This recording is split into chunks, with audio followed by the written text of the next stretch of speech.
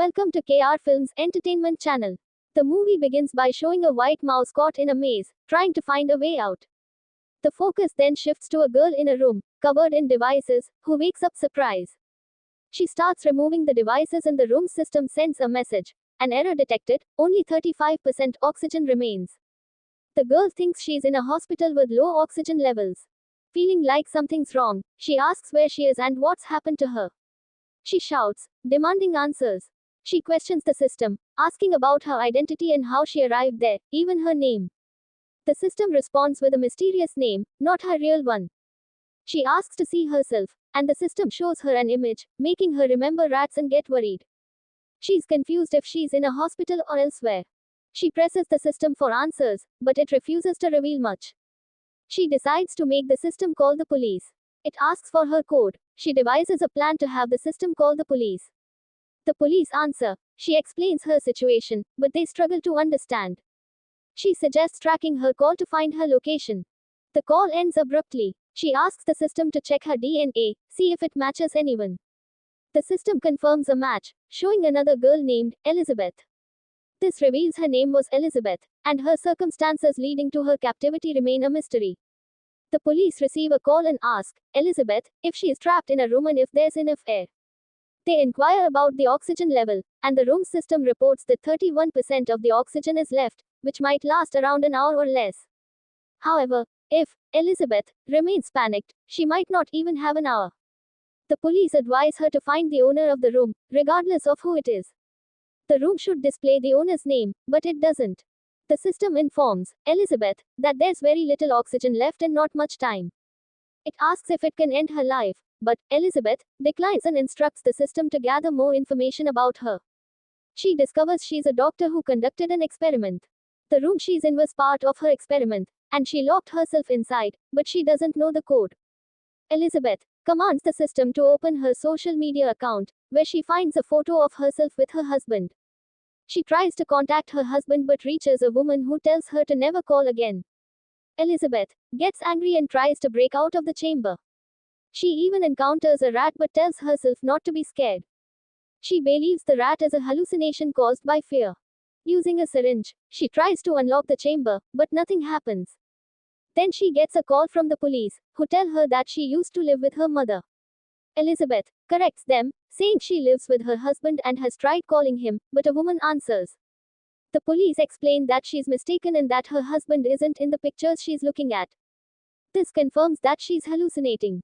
The police then reveal her mother's name, which Elizabeth denies. Then she hears that the cop man is also talking with another person. Someone is making her give the wrong information to Elizabeth. Then the call ends, and she gets a call from someone else. But Elizabeth tells the system to ignore that call and connect her to the policeman's call. She wants to listen to whom he's talking to. Elizabeth believes, after hearing the call, that someone is really pressuring the policeman to deceive Elizabeth. It might be possible that I can't find the strength to escape because of them. Then, Elizabeth starts to imagine things and sees her husband in the hallucination. It's unclear whether it was just a dream or reality. Either way, he looks weaker, and Elizabeth becomes very sad. Then she keeps getting calls repeatedly from the lady who had received the call earlier, the one who had warned Elizabeth not to call. The lady tells Elizabeth that her husband is no longer alive. Elizabeth refuses to believe and accuses the lady of lying. The lady insists, no, I'm telling the truth. I know where you are, in that chamber, and I know the code to open it. Elizabeth demands the code from her, and the lady reveals it. Elizabeth quickly starts using the code, but the lady wants her to stop, saying that her life is in danger if she opens it. Elizabeth questions her, asking why she should trust her. The lady replies, because you're in space. You were sent here on a mission, but the system malfunctioned, causing it to move upwards. You were put to sleep and you have no idea how much time you've spent sleeping. Your oxygen levels are decreasing because you're awake now and using oxygen. If you open the unit, you'll be lost due to zero gravity. No one can save you. I can put you back to sleep if you want, and you'll remember nothing. Elizabeth asks about the mission she was sent for, and the lady explains that the world was about to be destroyed in a few years, and they chose Elizabeth because she was strong. They wanted her to find a suitable place in space for humans to live while traveling, as the world was no longer habitable. However, the system malfunctioned, causing it to move upwards, and they put Elizabeth to sleep. Elizabeth asks her, "Are you okay? I might also believe you in this situation. But what happened with that policeman? Why did he lie to me? I know he was talking to me that way because he was trapped by someone." The lady responds, "You are thinking correctly, as everyone knows that there's no way to save your life. They were just talking to waste time and reduce your oxygen. It might end, and you could die. Unfortunately, there's no solution except for this." Elizabeth feels sad. The lady comforts her, "Don't be sad. If you really want a miracle to happen, go into hibernation. If not, your oxygen will run out, and you'll die. So, do what I say." Elizabeth agrees, "Okay, tell me how to go into hibernation." The lady begins to explain when some people suddenly enter her house and interrupt. She hurriedly tells Elizabeth to go into hibernation when her oxygen level reaches 2. "Remember, you'll die if it drops below that." Elizabeth tries to recall, "How did this happen? Can I go back?" But she can't remember anything. She tries to unlock the chamber to get a memory boost from an electric shock. Suddenly, she starts to imagine being with her husband, who died when a virus spread worldwide. He's telling her in the fantasy, "We'll reunite." Elizabeth decides to speak with her mother before she dies. She commands the system to contact her mother and has a heartfelt conversation. Later, she asks the system, "Am I the only one in space?" The system responds, "No, there are 1,000 chambers besides yours." She wonders why she can't see them and learns there's a shield on the glass. Elizabeth is scared as she uncovers it, revealing a floating dead body outside in space. She also notices other chambers around her. She hallucinates that her husband is in one of these chambers. She locates her husband's chamber using the system and feels excited seeing his face.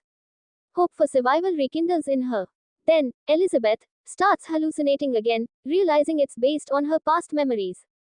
Some tests were done on rats in a maze to see which rat was smarter.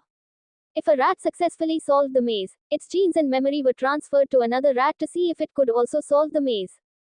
The initial rat managed to solve the maze on its first try. These experiments were conducted by an older woman named Elizabeth.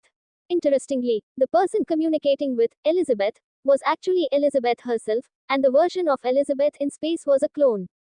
The same experiment that was performed on the rats was also done with Elizabeth's memories, transferring her real memories to her clone. In space, Elizabeth realizes her oxygen level has dropped to 3%. She follows an instruction she received and tries to enter hibernation, but the system informs her that she has removed all her devices.